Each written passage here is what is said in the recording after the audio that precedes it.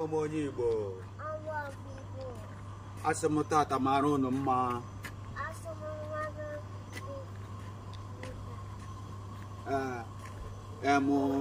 Mmemme a na-eme n'ụbọchị tata n'ala Hong Kong bụ mmemme a na-akpọ Mid-Autumn Festival. Ọ mmemme obodo na-eji echeta onwe ha, their family.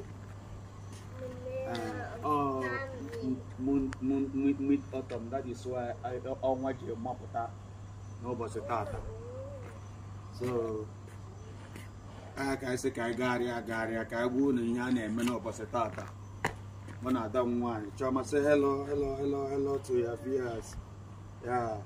Unu ga na-esonyere anyị, anyị na our YouTube channel. Follow, like, share. Anyị ga na-enye unu updates. Otu ọbụla ihe ọbụla si otu ọbụla ihe si dapụta, anyị ga na-enye unu updates.